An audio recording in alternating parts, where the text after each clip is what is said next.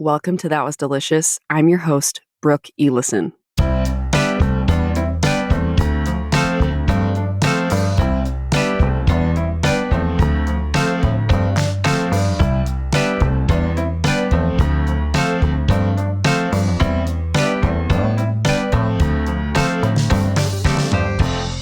Hello, everyone. Welcome back to That Was Delicious. I'm so thrilled to be here with you today. I took an unplanned break from the podcast. I don't plan to do that again in the future, but after recording for a year, things just kind of piled up. And I also made the decision that I wanted to come back after taking a few weeks off and do video because I, for one, love consuming podcasts via video. I know a lot of people are watching them on YouTube and other places. So I'm really excited to be using video to share more of the amazing guests that we've been bringing on.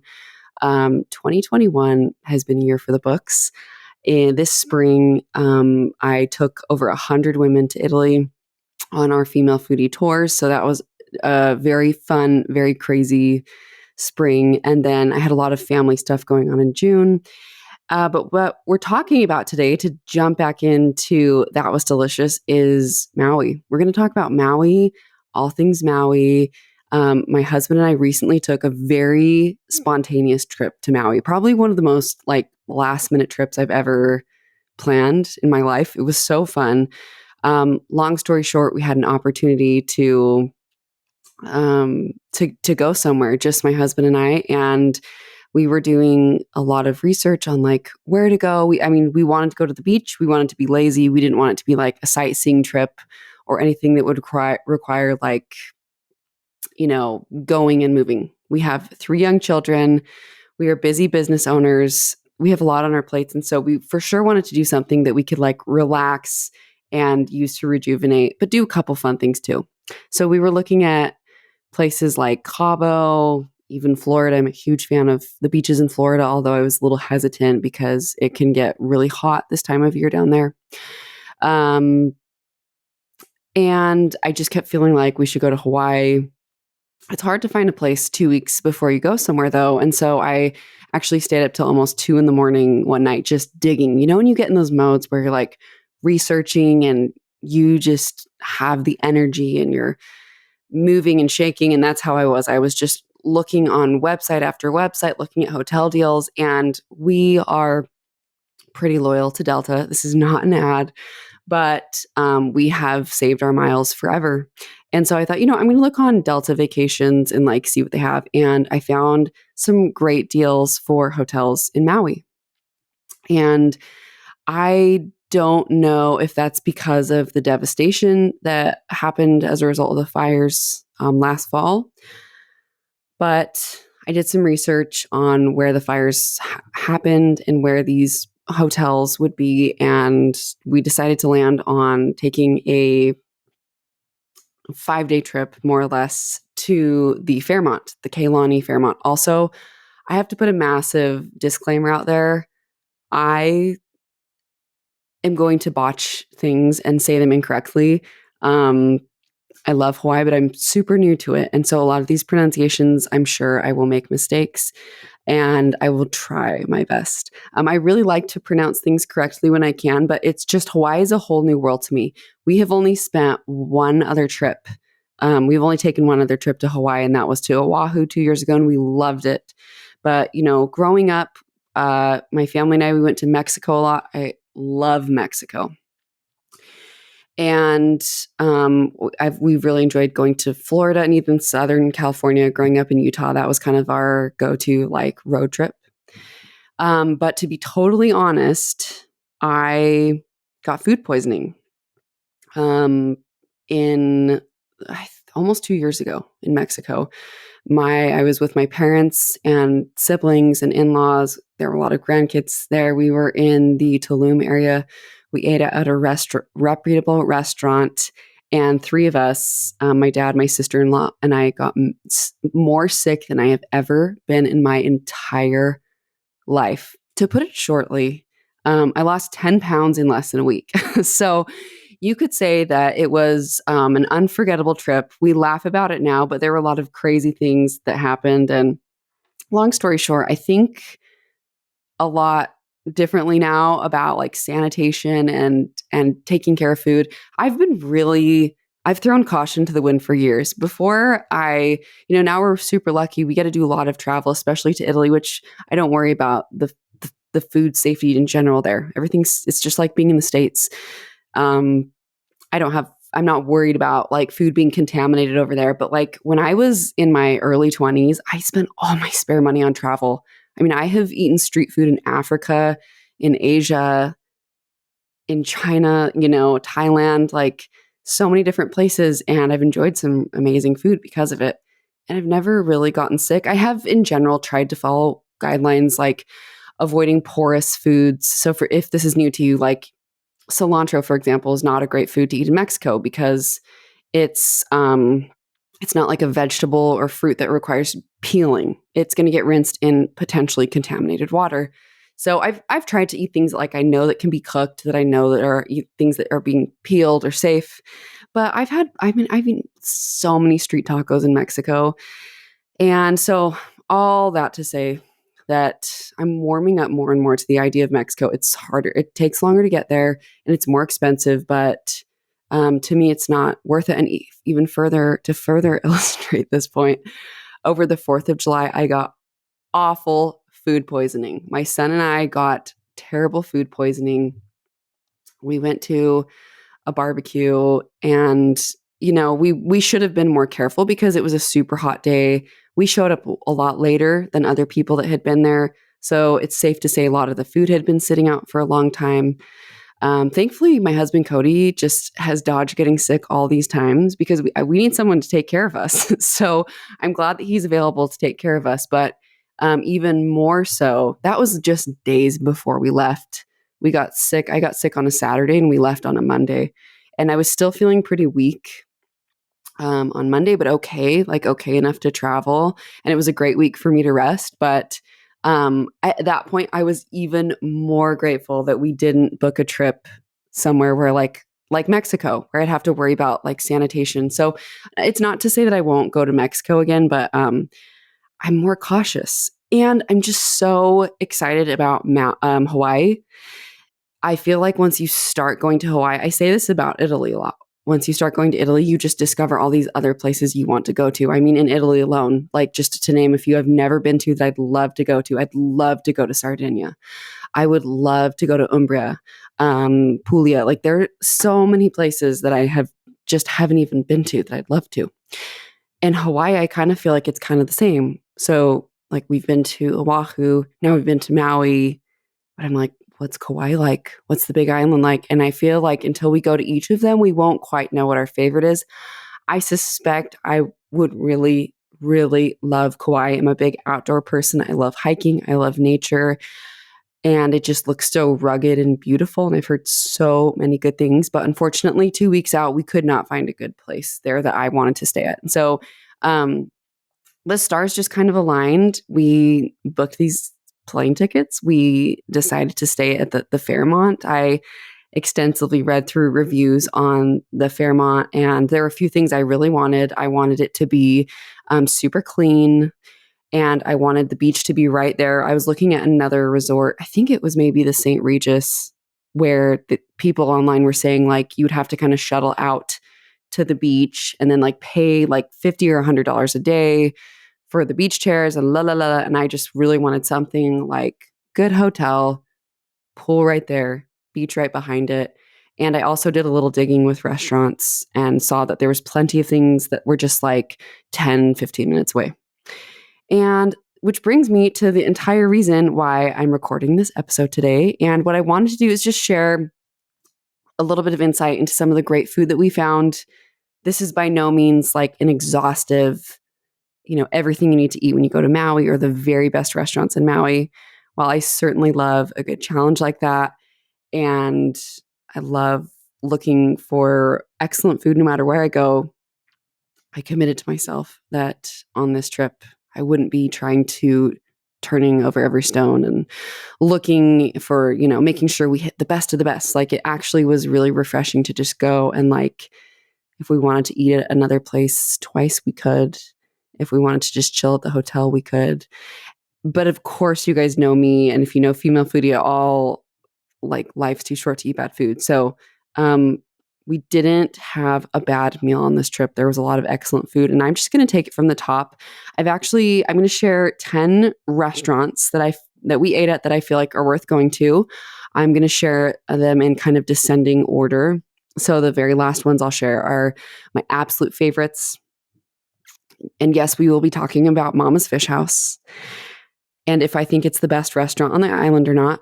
And then after that, I'm going to share 4 places that I'm hoping to visit next time so that you guys get a lot of ideas if you either are a Maui regular or you're headed over there soon. I think you're going to really enjoy all the places that I'll be sharing today. The first place that I wanted to talk about was Island Vintage Coffee. This is, there's nothing novel about this place. They had good acai bowls, though. Good, not excellent. To me, an excellent acai bowl restaurant or cafe, whatnot, should be like blending their acai on site. And it was a little disappointing to see these guys like scooping it. I want to give them the benefit of the doubt. Like maybe they blended it that morning and then put it in the freezer, because good acai takes time. When you're making an acai bowl, like there's an art to it. You have to get just the right texture. But we had 2 acai bowls on this trip. The other place I'm not even going to recommend because it was this cute little food truck, but it wouldn't be worth going out of your way for. They also scooped it too. And what you get when you have this pre-made acai is like, it's a little almost crunchy and crystally when you bite into it. And what I want is like something extraordinarily like smooth and creamy, almost like ice cream, right? So I'm sharing this place though, Island Vintage Coffee, because I felt like they did a really good job. They had a generous amount of toppings on there. The acai had great flavor. It's in the shops that are in Wailea. And so also I wanted to share that too, because if you're like out and about and shopping, there's an ice cream shop there that people were spending an insane amount of time waiting for. I'm not sure that it would be worth the wait, but I would totally go back to this place again. They have other like menu items that looked decent. We didn't try them, like avocado toast and some other things like that. But I think if you just need like a snack or something refreshing, it would be a great place to go to. Our first meal on the island was at Miso Fat. I love the name, by the way. Miso Fat, Phat. This is actually a place my sister recommended, and I was excited when she recommended it because I had bookmarked it already when I was doing some of my own research. And I think this is a great, just like delicious sushi place to go in Maui. It's really expensive, but everything in Hawaii is really expensive. So, and we got a lot of food. I want to say we got like 5 rolls. We were so hungry. And it was like, and we had like 2 non-alcoholic beverages and some miso soup and edamame, and it was close to $200. So this is not like bargain sushi, and I wanted great sushi. They also have like a crab blend that they use in their rolls where it's like real crab and imitation crab, and I didn't want anything to do with that. I wanted just straight crab, which cost I think $3 extra per roll. But we were really excited to be on the island, and it was a special meal, and we knew we were going to be kind of splurging. So it is delicious, great sushi. Gosh, the service was exceptional. I wish I knew the name of the lady that helped us. She was wonderful, and the fish was delicious. It's in this unassuming like strip mall. Nothing crazy around, no super glamorous restaurant, just like great fish, great service. I would totally go there to get sushi for lunch or dinner again. It was an awesome spot. The next place I wanted to share is a lot less expensive, but a great lunch spot. It's the 808 Deli. My friend Jocelyn shared this recommendation with me, and I'm so glad she did because she talked about how it was like her favorite lunch spot in the area. And on our first day there, I just wanted like a really good turkey sandwich. And this is so crazy to me, but even in my little suburb where I live that's 30 minutes outside of Portland, like it's so hard for me to just find like a good deli sandwich. Jimmy John's is kind of the best we have. I mean, I have like a little bagel shop nearby that's okay. Um, but like I just want like a really good deli sandwich. And so I was really excited when she shared this recommendation because it was perfect. It's just a perfect family owned, no frills deli where you can get like really great sandwiches. They also have, I swear they had like 8 varieties of banana pudding. We just got the classic one and it was really delicious. It was perfect. It was so, so, so good. The cookies also, they don't use Nilla wafers. I should have asked what they use. They use different cookies. It was slightly crunchy, which I prefer mine to be a little softer. Cody, my husband, liked it crunchy like that. But they had like all kinds of fun varieties like Oreo and I can't even remember the others now. So, yeah, I got the turkey sandwich. They had like a cranberry spread of some sorts, like a cranberry aioli on there. It had like sprouts, a bunch of veggies. It just was like hearty and filling. And I got it on wheat. It was so delicious. My husband got hot pastrami sandwich and I think was it pastrami? And he liked it. I'm wondering if it was like corned beef or pastrami. Anyway, I think it was a hot pastrami sandwich, but I would have 100% go here again. Nothing crazy, just like a great lunch. It would be a great place too to like call ahead and order in some sandwiches too. So let's talk about the whole shave ice thing. The first time we went to Hawaii, I wasn't blown away. I can't even remember the place I went to. Maybe it was like the general store in Oahu. Anyway, I went to a place and I mean, I've never been like a huge snow cone girl. It just feels like, well, what's the big deal? Like ice and syrup.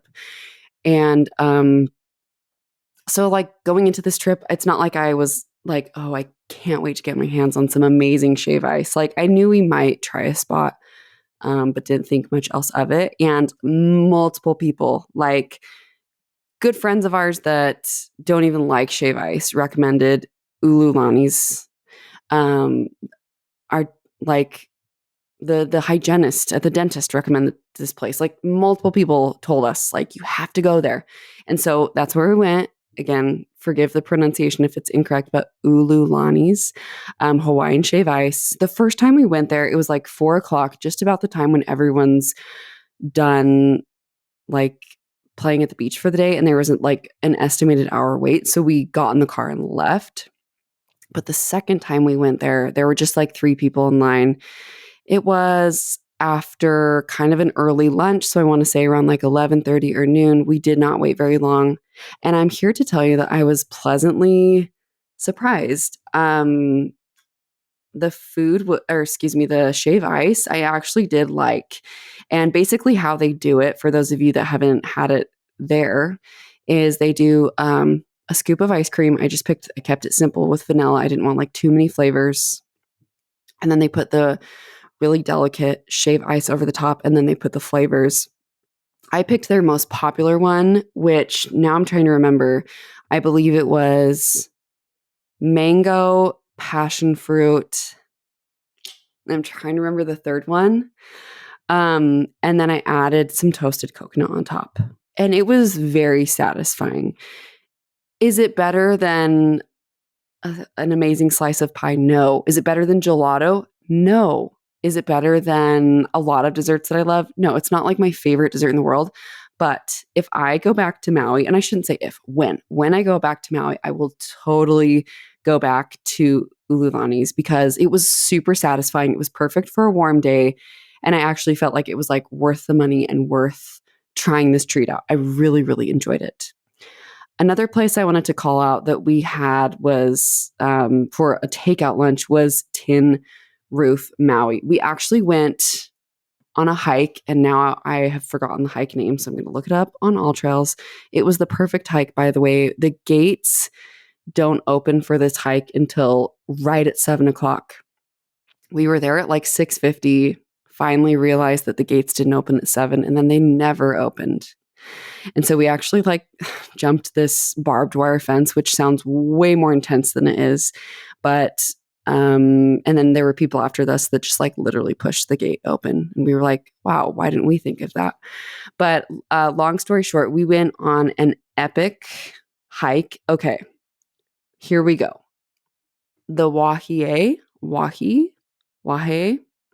Here's how it's spelled: Waihe Ridge Trail. And this is in North Maui. And it was absolutely beautiful. Because we added 0.8 miles to our hike, it took us about 2.5 hours round trip. And it was just stunningly beautiful. It was one of the most beautiful hikes I've been on. I felt like we were hiking through the terrain in Jurassic Park, which I think Jurassic Park was filmed in Kauai. But it was just stunning. I'm glad that we did it early enough to avoid some of the clouds that I think come in the late morning each day. It was just challenging enough that it kicked my butt, but it wasn't so hard that, it wasn't enjoyable.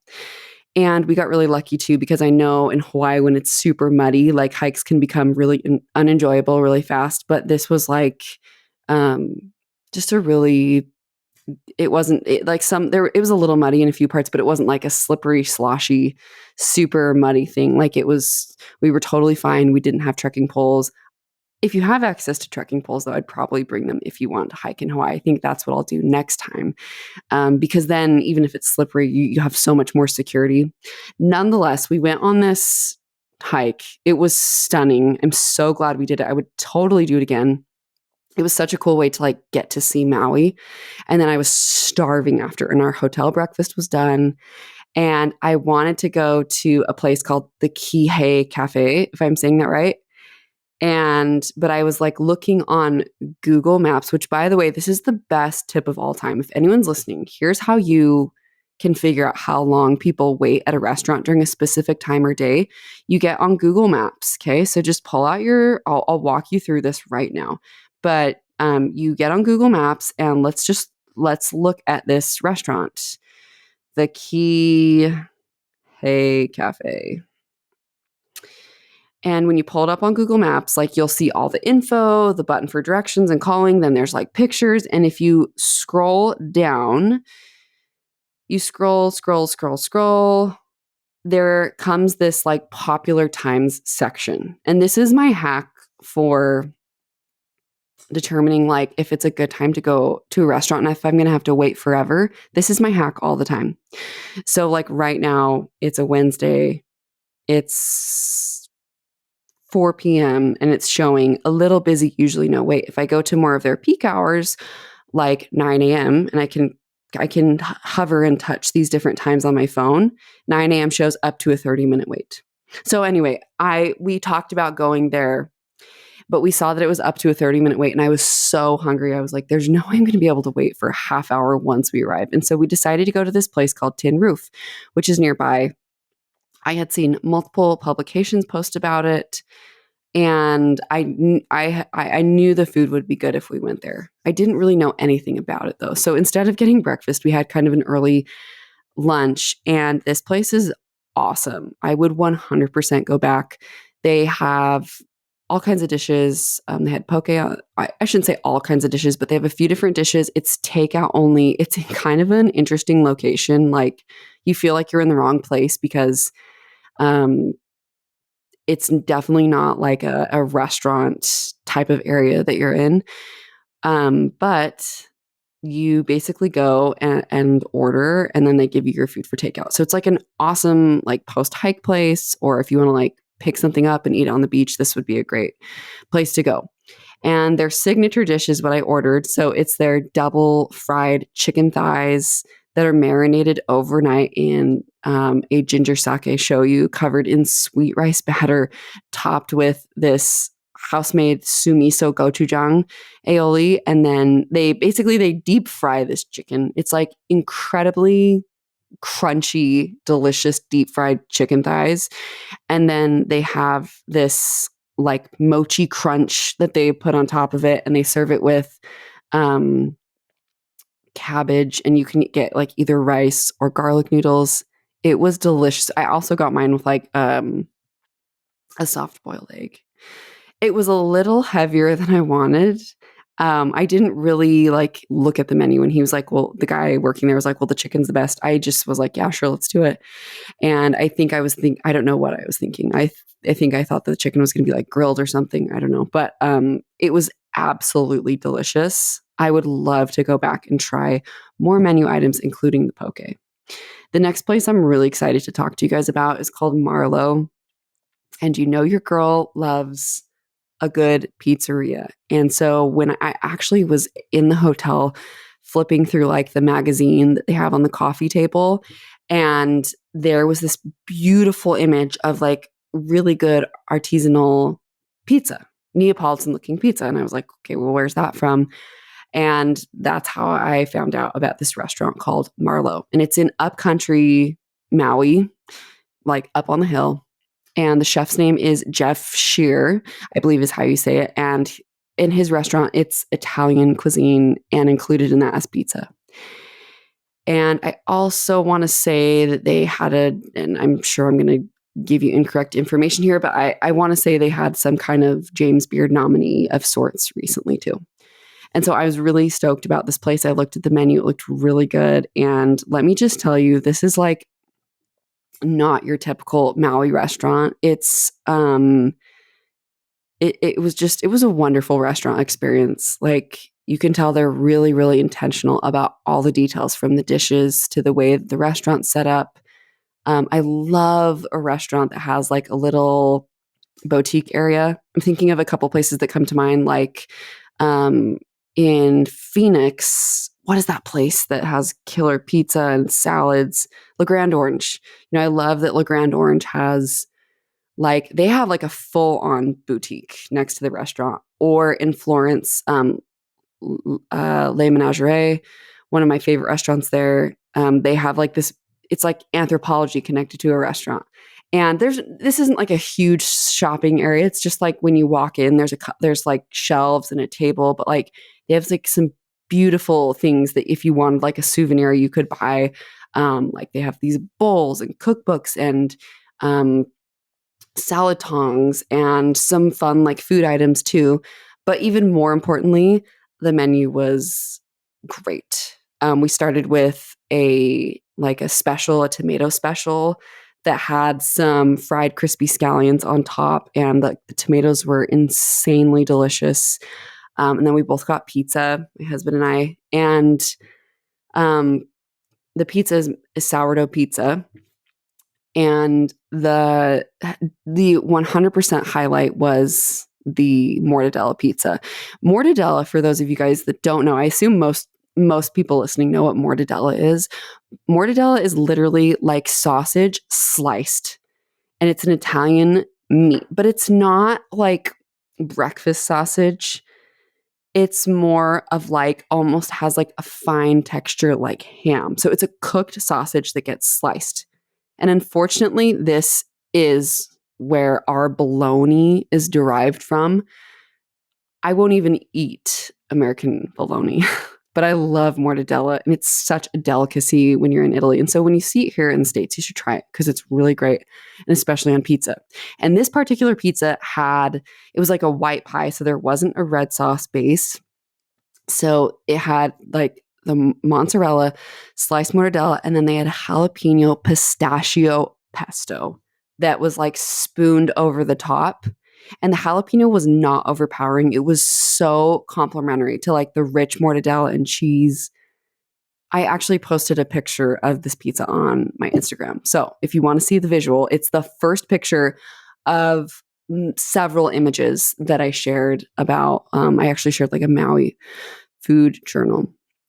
And that was delicious. We got a pepperoni pizza too, which was good, but it was not as good as that mortadella pizza. I really wanted to get the potato pizza that they had on there, but my husband doesn't love potatoes on pizza. So if you go there, please try that one for me and let me know how it is. My favorite, we're down to just a few more places I'm going to recommend. My favorite, like, no frills meal of the week was the South Maui Fish Company. We got poke there and it was phenomenal. It's a food truck in this little plaza in just a little north of Wailea. It was phenomenal. They use 100% local Hawaii fish. And what you do is you get on their Instagram and you look at their account, and they post every day on their stories the catch of the day. That is, like, to me, perfection when it comes to fresh fish. Just like, we're catching it, we're serving it. I think this is because, like, I grew up in the mountains and I'm a Utah girl, and like fresh seafood feels really hard to come by. But like, this literally is so exciting to me, that the way they do things, that they catch it, they're posting what they have, and then that's what they're using on their menu. And it's different every single day. And so you can get the traditional poke there or the spicy poke. The traditional has more of like a soy onion kind of marinade to it. And then the spicy is more like, um, it has, I don't know what the exact base is, but it's a little creamier, has the kick to it. We tried both. They were both absolutely delicious. We were also impressed with their slaw. Like, it wasn't anything out of this world, but it was a great slaw, and it had pineapple in it, which was so fun. And then, of course, they serve it with rice too. So that's a restaurant that I was bummed we didn't get to eat at again, because it was so good and so simple and like a reasonably priced meal. I mean, you're paying for fresh fish, so it's not like a cheap meal by any means, but it was reasonable and so good. And I'm honestly dreaming about going back there. Okay, so the last two places I wanted to talk about were Mama's Fish House and Merriman's, which were the two most expensive meals we had on the island.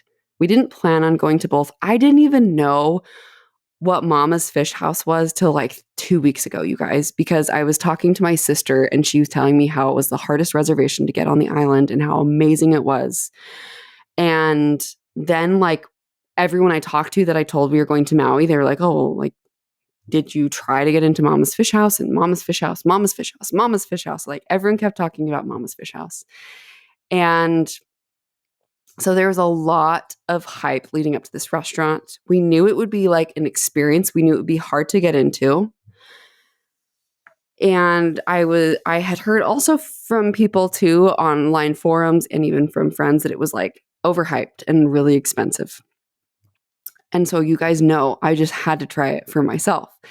And what I did to get into the restaurant is a couple things. The first thing, and I think ultimately what did work, is I got on their wait list. So when you go to the website, first and foremost, you can make reservations 18 months out. They open the reservations 18 months in advance.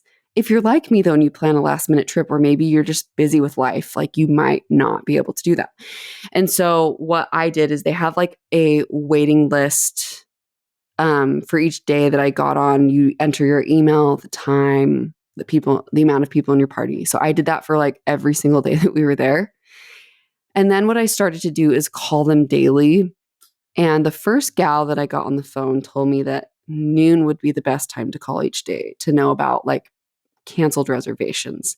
So I set an alarm for my phone for noon every day. And then on the second day when I called back, this other gal told me that like 9:30, I think is what she said, was the best time to call, because that's when they knew about the canceled reservations. And so the first and second day, they didn't have anything. There were a couple like lunch reservations available, but this is a little bit like, it was a 45-minute drive from our hotel, and I did not want to like get away from the pool or the beach to go to a restaurant. Like, I didn't want to have to get ready in the middle of the day. I wanted to keep it super low key during the day and be super lazy. And so I decided to just keep trying for dinner. And so I called on the first day and the second day that we were there. And on the third day, they actually called me, which surprised me because I know they have so many people on this wait list. And so we were able to secure a 5:30 reservation, which I was so excited about. And so we got dressed. This is definitely a place where you would want to wear like a nicer outfit. And we drove the 45 minutes from the hotel. And I mean, just from the minute you drive up, like, you are engulfed in this experience. Like, they only do valet parking with the cars. You are by the most exquisite, beautiful beachfront views with palm trees everywhere. And it's this really cool restaurant. The story behind Mama's is crazy. My husband loves history. And while we were eating there, you know, this like literally goes to show how poor of a job I did, like doing my research before this trip. I did no research. Like I was like looking around on Instagram a little, but I really didn't research food for this trip. But in like from the time when we like sat down until we started getting our appetizers, he read the story online. And I will link to Mama's Fish House in the show notes. So if you click on the link that I share too, you'll be able to read the story for yourself. But it is the craziest story about a family. Gosh, now I'm trying to remember what decade this was. I want to say in the 50s. And basically this man and woman, this husband and wife, they had voyaged all over the ocean, and they had like a baby with them at one point. And they went from, I believe, the States to Maui. And then I think they went from Maui to Fiji. Anyway, they have the craziest story. And you have to imagine that in like the 50s, they're using the most like primitive forms of navigation and radio communication. And they're like raising their kids while they're living on a boat for years. Like this goes on for a long time. And finally, they decide to settle in Maui. And it was really important for them to like hone in on their relationships with the locals there and respect the culture and respect the ways that of life, and not just like, you know, manufacture this establishment just cater to tourists, but they really wanted to like showcase this land that they loved and showcase the ingredients there and the seafood that they could get there. So I'm completely simplifying the story. I would love to get the founder's daughter. She actually operates the restaurant now. I'd love to get her on the podcast one day. If any of you guys listening have a connection to her, please let me know. It'd be such an honor to have her on the show. But basically, it's a crazy story, and it's a really cool experience just being there. I mean, the tablecloths are handmade. The servers wear vintage dresses from like the 80s. There's pictures of the family's adventures and relics and paintings that they collected over the years. So to say that it is like an experience is completely an understatement. But let's talk about the food. First and foremost, we had an excellent server there. Her name was Miley, if I'm remembering correctly. She was seriously wonderful. I did a recent episode on like tipping, and where my friend Levi and I talk about tipping fatigue and tipping burnout. And we talk a lot about like good servers. And man, she was such a talented server. She did such a good job at reading us in terms of like our personalities and how much we wanted to chat with her. And I'm so reliant on servers when I go to restaurants. Like I want them to tell me literally everything. Like, what am I eating? What can I not miss?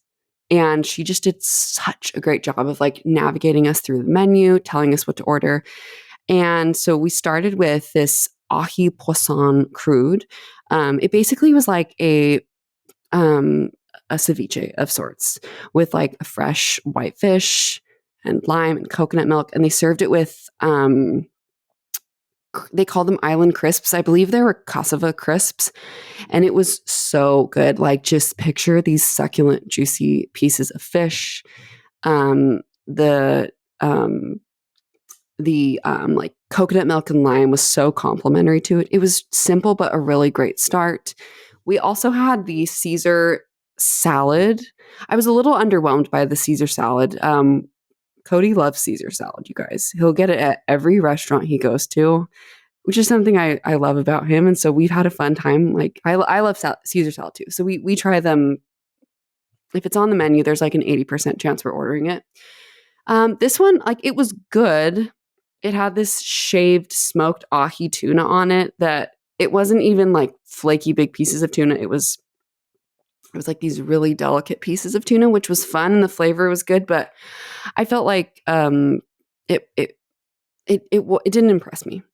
The mains, however, I was really into. So first and foremost, we got the most signature dish here. This is the Hawaiian kanpachi, stuffed with crab and lobster, and then it's it's covered in this macadamia nut crust. And this has been on the menu forever. I don't think they ever take it off. It was so good. Like the combination of like, first of all, the textures were just on point. You get this like buttery melt in your mouth fish. And then you have the macadamia nut crust on the outside. And then the flavors were incredible. Like picture just the most fresh, delicious fish. And then you're combining it with the crab and lobster, which your girl here is a big fan of lobster and crab. I like crab a lot, but like lobster, like you say it, I'm there. So we loved like, I normally am not one to like gravitate toward like stuffed menu items. It just like doesn't do much for me, but this combination was so good. There was a sauce that they poured around the dish. I couldn't tell you what was in it, but it was fantastic. The other dish we got that was Miley's recommendation was a curry. It's called Mama's Ahi and Ono curry, and this was fantastic. It kind of reminded me of similar flavor profiles to like a masaman curry, but basically what this dish had in it was mango chutney, banana. On the side they served like mango chutney, banana, macadamia nuts, and sambal. But the curry itself had that tuna, like seared just to perfection, sitting atop the curry. It was so good. We got it with the coconut rice. It was sweet. It was a sweet curry. But again, like think like masaman, a little bit sweeter, just excellent, excellent flavor. We couldn't have been more happy with the entrees. I will say I did feel like the macadamia nut crusted fish could have had a little more salt. I am really particular with salt. I feel like a chef's job at a restaurant is to perfectly season the food that you're eating, period. And I felt like it could have used a little more salt. I did feel that way with the ceviche too. I was like, it just needs a touch of salt. But other than that, like really delicious. We were really impressed. Now, I also feel like the salt commentary is important too, because like these were $70 entrees. And you've got a lot of things going on here. First of all, you're eating fresh seafood, you're in Hawaii, and you're eating at like the hardest place to book in Hawaii. This place is constantly booked. So they get to charge that much. And at the end of the day, I did feel like it was worth going to Mama's, and I would for sure go there again. I can see why people think it's overhyped, where maybe like the value doesn't seem to align with what they think they should be spending there. It's a really expensive meal. We got all 4 of those items plus dessert that I'm going to talk about in a second. And our bill, we do not drink. We each got sodas, and it was a $300 bill. So it's not a cheap meal. And honestly, like I would not take my children there. I'm super liberal about like taking my kids out to restaurants. I like it was definitely an experience and something that I think is worth like saving your pennies for and going to. And I would love to go again, but like it's very expensive. It's a hard reservation to get. And I think just knowing that going into it is the most important thing. And then you can decide for yourself if you feel like it was worth it or not. We really enjoyed it. The dessert, I had mixed feelings on. We got 2 things. I know there's like a lot going on the dessert menu, but I got the banana macadamia nut crisp. It has their apple bananas in it. So no, there's no apples. It's just the name of the bananas. They're like a really sweet banana. And they served it with a Tahitian vanilla ice cream. I really enjoyed it because it's this warm banana dessert. It was giving me like Bananas Foster vibes, even though it did not taste like Bananas Foster. I really enjoyed it. Cody does not love warm banana desserts as much as I do. So he didn't like it as much. I enjoyed it. Like that, I would get that dessert again in a heartbeat. We also got their pie, like it was like a chocolate mousse like pie with a caramel layer, and then the crust was either made out of like cookies or there was some kind of nutty component about it. I was a little underwhelmed by this dessert. I felt like the caramel was like a little too much. I mean, I know that some of you are going to be thinking to yourselves like, what do you mean it was too much? But I just wasn't super impressed with that dessert. I would 1000% go back to get the two entrees that we had. I would get that banana nut crisp again. I would totally try just whatever's on the menu. So anyway, there were some other dishes too that I wanted to try. I'm glad I didn't order them because I was so full just after the items that we ordered. But um, not only is like the food really great and the service was exceptional, but you're literally right on the beach too. So it's a really fun spot to like get a couple pictures as the sun's going down. I mean, we literally sat there in this open air restaurant and watched the sun slowly go down. And the restaurant did not feel loud. It did not feel chaotic. There's like a decent amount of spacing around all the tables. And so you really feel like I just really felt like the people running the restaurant there, not only do they have a really strong like culture there, but like I feel like they were very they wanted to like make it worth your while. So a couple like things that I think could have been better on the menu for sure, but like I'd totally go back. Merriman's was the other best meal of the trip. I'm kind of tying the two, honestly. I'm just going to cut to the chase and tell you that I think the food was better at Merriman's. It was. Cody will disagree with you. He'll tell you it was better at Mama's. I think Merriman's, which is in Kapalua, I believe. So we're going like an hour to the west side, like past Lahaina. I mean, it took us an hour to get there, and it was totally worth it. It's also like a beachfront restaurant, but a swanky vibe, right? Like upscale. People are going there for people are having their weddings there.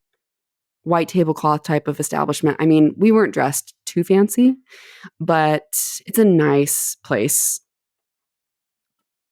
Completely different vibe. I mean, we spent pretty much the same amount at both of these restaurants. Merriman's, I would say, is a little easier to get into.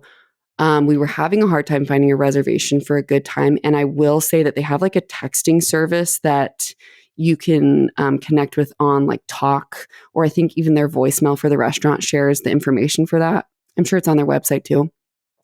And what I started doing is like texting the people on that service and asking them like, the following to like, do you have anything now around 5 or 6?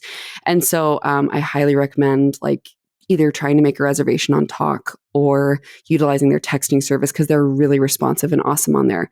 But Merriman's is just, it's swanky. It's beautiful. I mean, you have literally unparalleled views there of just gorgeous beach. I loved the ambiance there with lights as the sun is setting. They had live music, which I loved. It was close to us, so it did make things louder. There were a lot more tables close to each other. And unfortunately, we had a really nice server, but like it felt so much more transactional. And I hate to even bring this up because I served for many years and she was nice to us. Like she just wasn't an exceptional server. And for me, when I'm spending $300 on a meal, like I really want exceptional service. And, we were really trying to figure out like what she recommended on the menu. And I felt honestly like she just was not wanting to spend time to like help us understand like what some of the better dishes would be. She was smiling at us and she was nice, but I hate to even say it, but it just felt very quick and like she was churning out another table and she was busy. I could tell. And so this perhaps is maybe more of an issue with like the management and the way they're running the restaurant, because I could see her circulating the restaurant and helping a lot of other tables.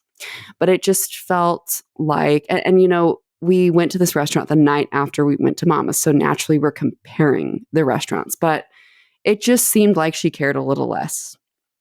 Nonetheless, the food was exceptional. And this is a great restaurant to come to because their claim is that like 90% or more of the food that they plate is local. So it's really cool because that like your money is going toward food that comes from the island. They started us off with this dipping sauce that I cannot wait to recreate at home. They brought us this like miniature loaf of bread, and then they brought us this sauce that reminded me so much of when you have that Spanish toast, pan con tomate, which is basically like either grated or rubbed tomatoes, garlic, and oil on toast. It's so simple and so wonderful, especially when tomatoes are like in peak season. And that's what this was. And I even asked the server, I'm like, tell me all about this. And she told me that they literally like grate a tomato so that it has some texture to it, but it's still like easy to, it's not like chunks of tomato. And then they cover it in a generous amount of oil, some garlic, salt, and pepper. And we just were dipping this homemade bread in it, and it was phenomenal. So I'm excited to try that again at home. We started with a Hawaiian poke. This one had Maui onions, scallions, soy ginger dressing, avocado. They served it with these sweet potato chips. I really liked it. Cody didn't love it as much, but he prefers like the spicy poke. I thought it was fantastic. It was a $33 appetizer though for, like a small bowl full of poke. So, I do think like I normally shy away from conversations about value because the priority for me is always like, well, how good did it taste? But like, I think once you start hitting $200 or $300 for a meal, I think it's important to talk about that. We also had a goat cheese salad made with local Maui goat cheese. It had some beets in it, arugula, pistachios, an orange ginger vinaigrette. It wasn't anything life-changing, but it was a very good salad. Like great flavors, great balance. And then we had 2 phenomenal entrees. We also on this date got a macadamia nut crusted fish. And now I can't remember the fish that it was served with because it changes daily, but I wanted to compare it to Mama's. And I have to say that I was more impressed with of course, the fish was salted perfectly. And I felt like the crust on the outside of this fish was just perfect. Like the way they had the crust of the macadamia nuts on the outside, it felt like it was a little more coated and toasty. And the server, in fact, did tell us that it's baked in the oven, so it gives those nuts a chance to release some of their oils, and that goes into the fish. But I really missed having that shellfish stuffed in the middle. So I don't know, like if macadamia nut crusted fish is your thing, you may have to go both to Mama's and Merriman's to try both. But this one was absolutely phenomenal, like so good. They served broccoli on the side that felt a little forgettable.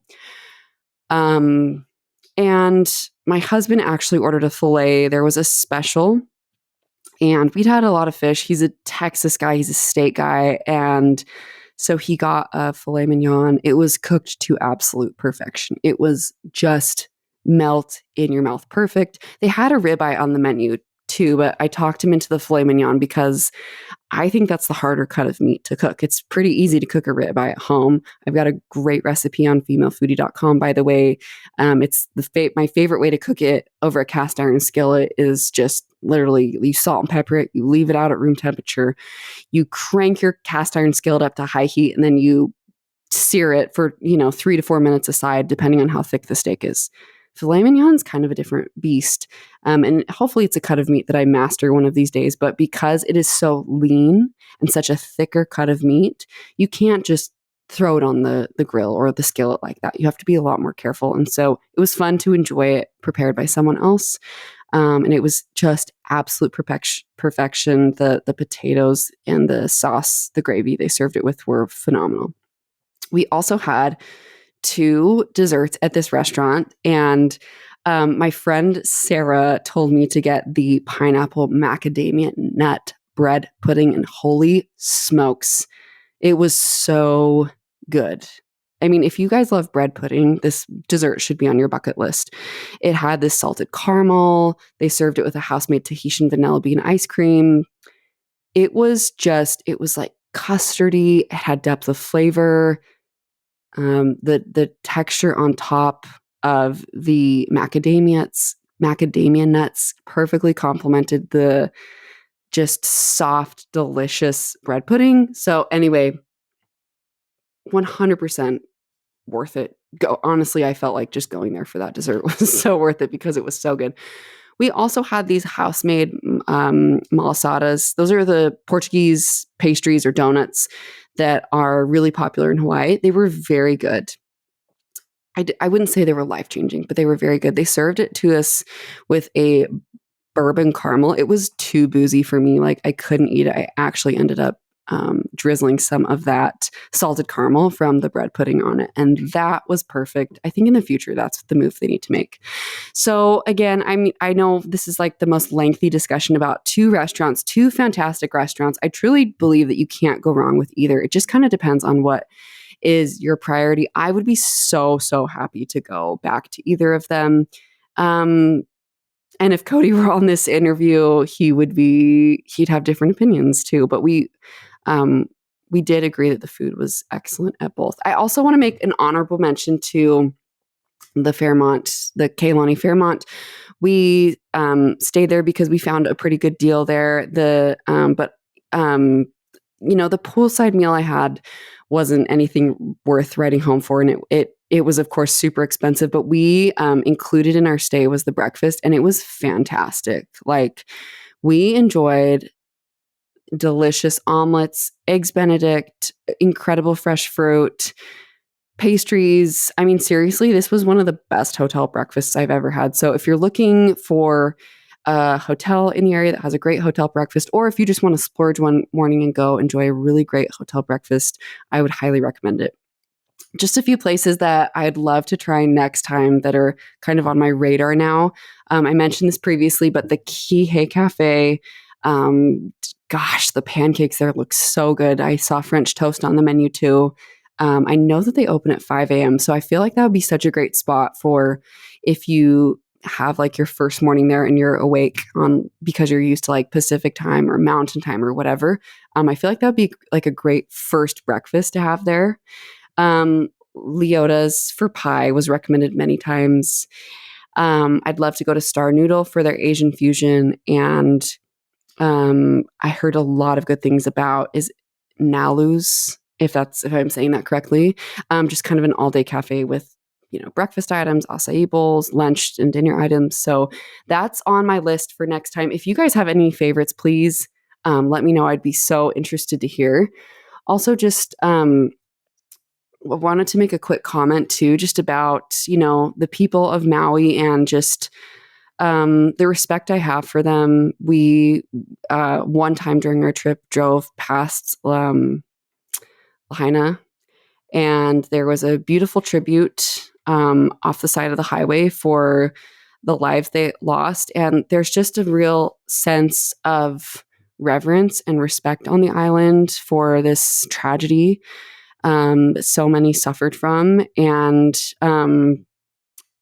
it was important for us to be respectful, going to Maui and just knowing that this is like a really traumatic thing that the islanders have recently gone through. And it was, I guess the thing I'm trying to say is it was cool to see how united the people in the island were and how deeply they care about taking care of each other in their community. And so, obviously, I know there are many restaurants and places that people loved to go to that are no longer open, but I know that some might ask like if it's worth going to Maui. And while I haven't been before, this is my first time, I felt like we were still able to have a really enjoyable trip. And it was very sobering and just a good reminder to see the way that they're navigating through this tragedy. So it's so great to be back recording the podcast. If you guys enjoyed this episode, please give us a rating and send a link to this show to a friend that you know that's headed to Maui soon or that you think would enjoy the podcast. We have some really exciting episodes headed your way, and I'm always so appreciative that you would listen. Thanks so much and have a wonderful day.